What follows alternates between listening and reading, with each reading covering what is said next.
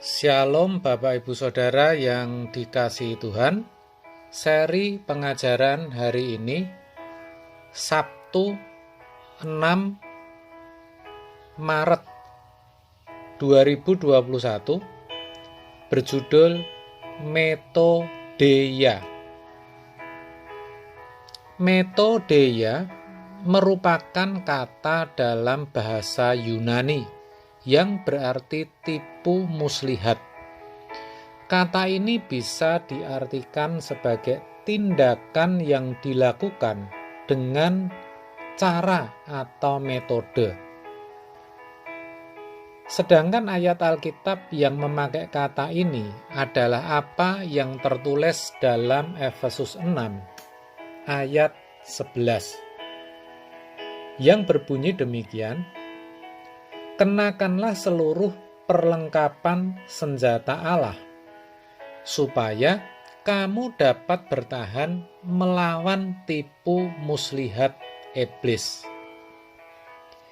Di sini, kata tipu muslihat memakai kata metodeia. Itu berarti cara kerja iblis atau setan itu tidak sembarangan, tidak asal bertindak, melainkan ia memiliki cara-cara atau trik yang khusus untuk mencapai tujuannya, yaitu membinasakan manusia. Setan atau iblis memiliki perhitungan, kecerdasan, dan pertimbangan dengan segala kelicikan untuk dapat menjerat manusia dan menjatuhkannya. Cara atau kelicikan itulah yang juga ia gunakan ketika hendak menjatuhkan Yesus. Ia sengaja mencobai Yesus ketika dia selesai berpuasa. Bisa kita bayangkan apa yang dirasakan orang yang habis berpuasa? Pasti lapar, kan begitu? Saudara sepupu kita atau kita sendiri kalau buka puasa aja sering tidak bisa menguasai diri sehingga malahan makannya banyak, istilahnya balas dendam. Lagi pula Yesus dibawa ke padang gurun. Kita tahu padang gurun itu bukan warung makan yang mana kita bisa dengan cepat memperoleh makanan. Semua itu trik, metode, atau kelicikan daripada iblis. Itu sekali lagi menunjukkan bahwa cara kerjanya sistematis. Pencobaan yang dilancarkan juga diperhitungkan. Ia tidak meminta Yesus untuk menyembahnya, tetapi meminta Yesus untuk membuktikan bahwa dirinya anak Allah, yaitu dengan mengubah batu menjadi roti. Matius 4 ayat yang ketiga. Meskipun Yesus menolak dan melawannya dengan firman Tuhan, ia tidak menyerah. Bahkan menurut saya, iblis sudah menduga kalau serangan pertamanya akan gagal, maka ia siapkan serangan kedua dan ketiga. Istilahnya serangannya berlapis, saudara. Dari sini kita juga bisa tahu bahwa setan adalah pribadi yang gigih dan pantang menyerah. Ia juga pemberani. Ya, berani, karena ia sadar dan tahu siapa yang dihadapi. Ia sendiri yang mengatakan, "Jika engkau anak Allah." Artinya, ia tahu bahwa Yesus adalah anak Allah, tapi ia tidak gentar. Demikian halnya ketika setan ingin menjatuhkan manusia. Sudah bisa dipastikan ia juga menggunakan metode dan kelicikannya. Meskipun dari segi umurnya ia sudah ada ribuan, jutaan, bahkan mungkin triliunan tahun sebelum manusia diciptakan. Secara pengalaman, ia juga pernah mencobai Tuhan Yesus. Tetapi percayalah, ia tetap hati-hati dalam cara kerjanya.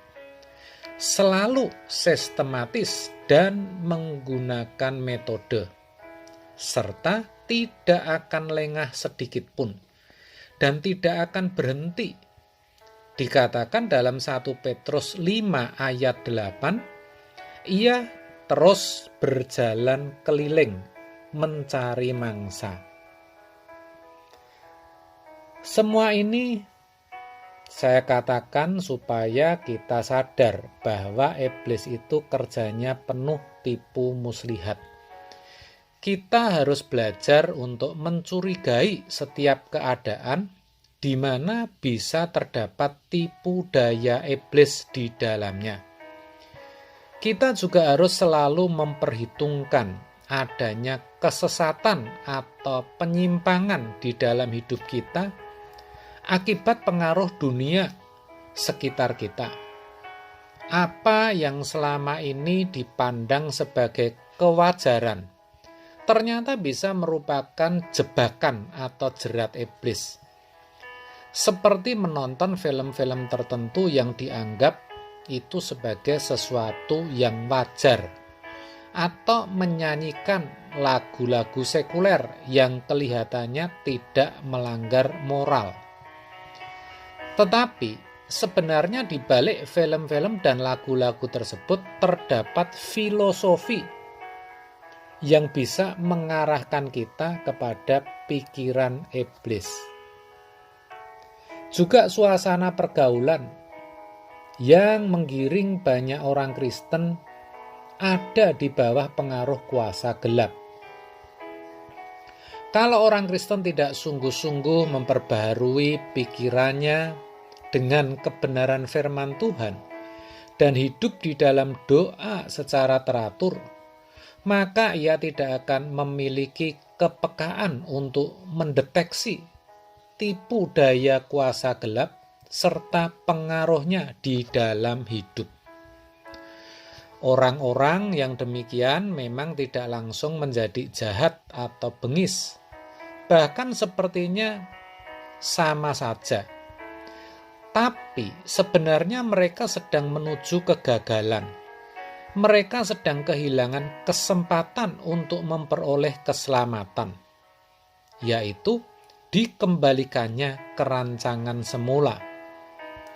Ini sungguh ironis, saudara, karena mereka tidak menyadari. Namun, bagi iblis, ia sudah bisa merasa aman karena mereka tidak berjuang menjadi serupa Yesus, melainkan sudah ikut terjebak dalam irama dunia. Nah, melalui kebenaran hari ini, mari saudara, saya ajak kita sadar dan jangan sampai jatuh oleh karena tipu daya iblis. Baharui pikiran saudara dengan firman. Tetaplah tekun berdoa. Percayalah dengan demikian saudara akan memiliki kepekaan sehingga terhindar dari tipu daya si jahat. Amin. Tuhan memberkati.